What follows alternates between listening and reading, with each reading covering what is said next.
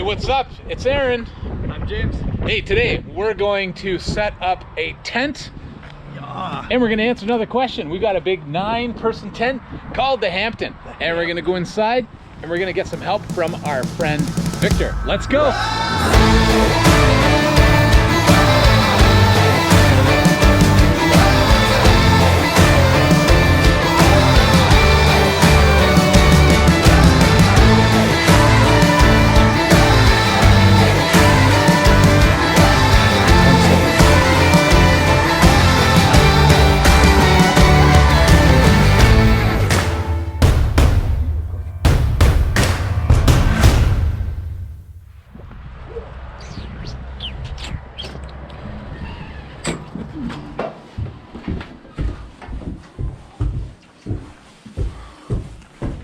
Hey, it's Victor. Good to see you guys. Everyone say hi to Victor. Hi, everyone. All right, so today we are going to set up this tent. Now, under normal circumstances, we would just do it, but we're inside and we're gonna introduce a little bit of chaos into the process. So I've got my beauty rest mask for James. He's gonna be blindfolded. Victor is going to be one-handed, and I'm going to be one-handed as well because I'm holding the camera. So we are going to try and do something relatively easy with a little bit of a twist. So, blindfold on, James. Hand behind your back. My hand is here in front. All right. So today we're going to answer a question, and the question is chaos in the world a sign of God's absence? We're going to give you an answer as we set up this tent. Why don't we unwrap this tent and you can try and get the poles together. All right. So, We'll need the tent pegs here. Right in front of you. Here's a bag full of poles. Okay. If you can take them out and put them together. Oh, yeah. You got 2 hands, so that should be easy. You don't All right. need feet. all right, let's take a peek at this. James, how you doing? I'm doing great. Can you actually tell what colors? They're all color coded. You can see that. Can you tell? Can you tell by smelling them what color they are? You can tell by the taste. Yeah. I think getting your beauty rest actually helped. Yeah. Beauty rest is important. What? Beauty rest is important. It is. I'm skipping my afternoon nap to do this, actually. Okay, Victor, because this is your tent, Yeah. what's next? Well, we got to get these gray poles into here, into these grooves, Okay. and attach them here across.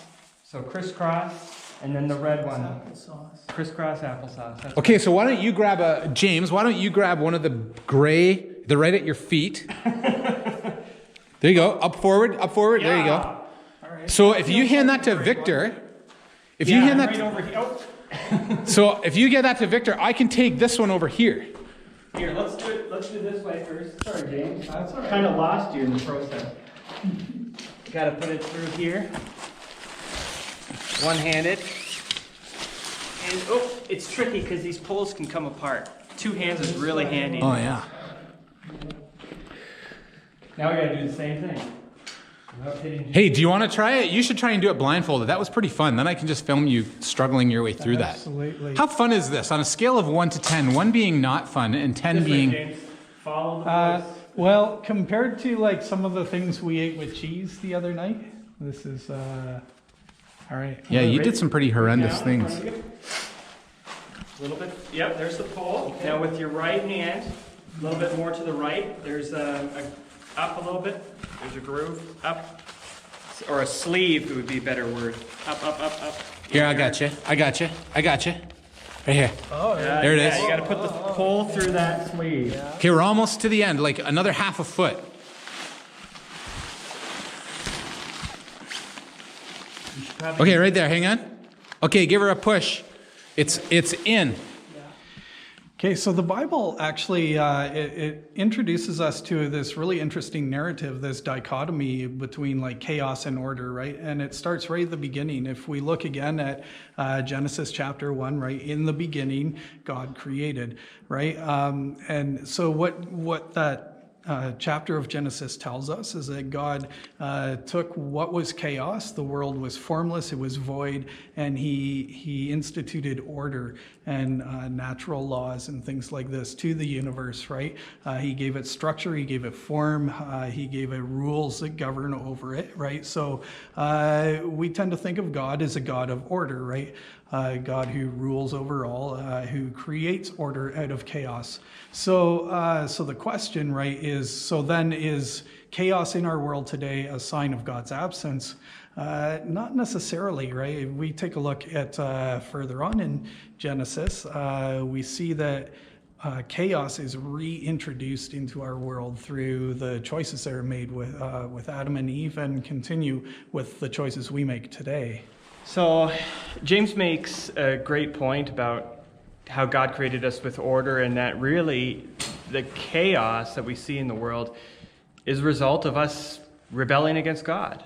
And that the Bible's word for that is sin, which is our rebelling, and it's, some of it, every single person is guilty of it, but also we're also victims of other people's sin and other people's chaos. So the whole Bible story is about how God created a good world with order, and we messed it up by rebelling against him. And the rest of the story of the Bible is how God is bringing order back to this world that we made a mess of.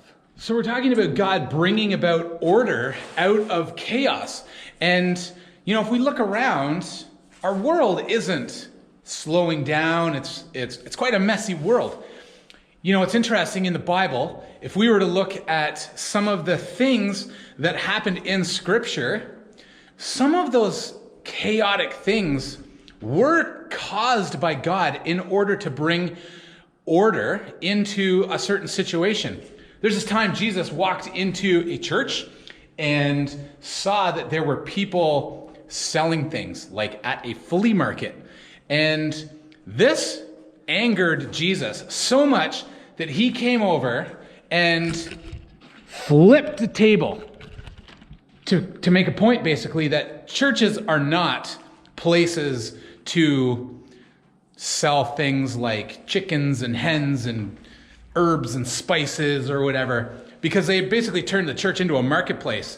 And do you think Jesus liked this? No. He was angry.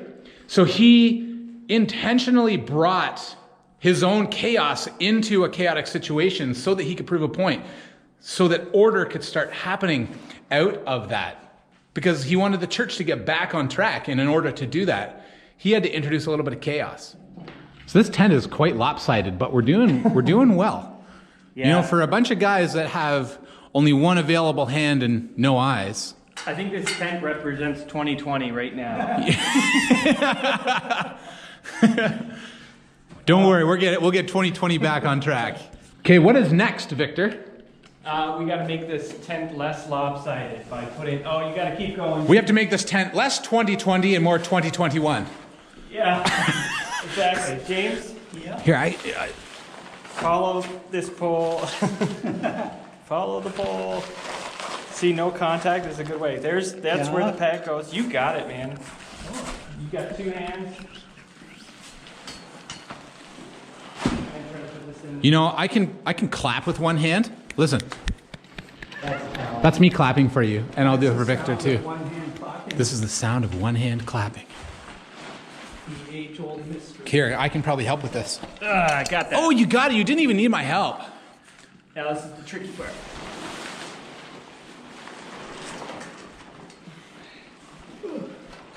Look at that. Victor is the man. Oh man, what happened here?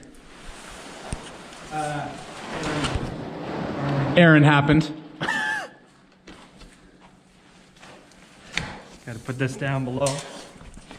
Aaron, I could use a hand. I gotcha. Oh, Was it going in there? careful here. There we go. Let me try to spread it out as much as possible. Yeah. Look at that. James is just... Where is the whole selling point of this? So full disclosure, I have this model of tent at home. The Hampton? Actually, I think mine's called the Cabin, but I think the only difference is that mine is red. Seems like. So here we've got our wonderful tent all put together. It's called the Hampton tent, and I don't even need to explain why. It's just so luxurious. But really, we've been using this the image here of building a tent, which when you unpack it at first, it's a lot of chaos. But then putting it together, you build order and you build something that you can live in. And it's really a great image for the story of the Bible, how God created something with order. We messed it up.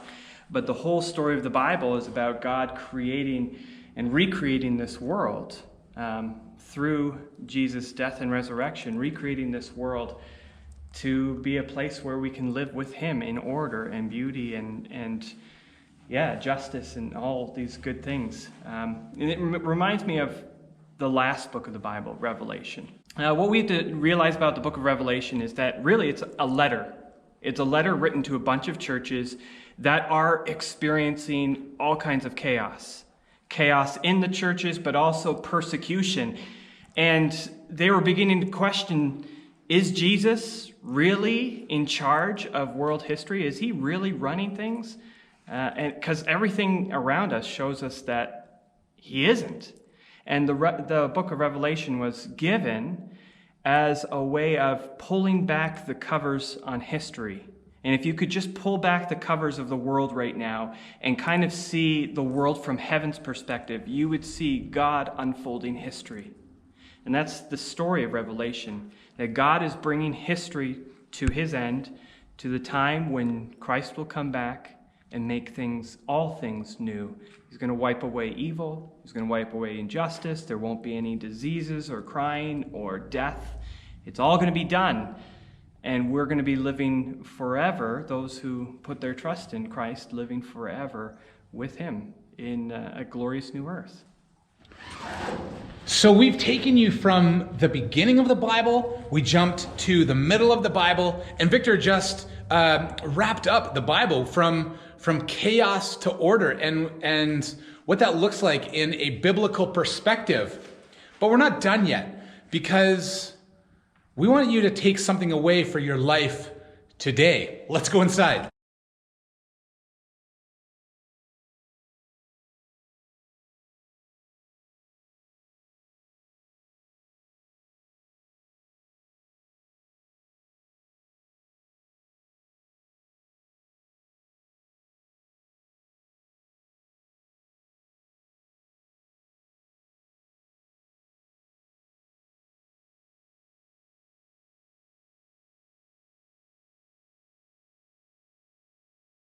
Yeah, so what does all of this mean for us today in the here and now? And here's the thing, many of us are living in a state of chaos, right? There's chaos swirling around us, whether it's in family life, work life, school life, I don't know, all kinds of chaos around us, right? And so here's the thing, let that chaos give you opportunity to stop and ponder, so to speak. What is this chaos going on in my life? Is it maybe God trying to grab my attention and say, hey, look at me, I can bring order to this chaos? Maybe that chaos is just the result of like our sinful human nature, and still the same principle applies, right? That promise is given in Revelation that the God of order will restore all things and all things will be good. That promise applies to us as well, right? So we have opportunity to step out of chaos into order, right? To step away from our sinful nature towards God. We have opportunity just to put our trust in him, to trust that he can bring order to the chaos. It might not come right away, right? But the promise is still there that God will be present in the chaos with us, right? God is close to the brokenhearted.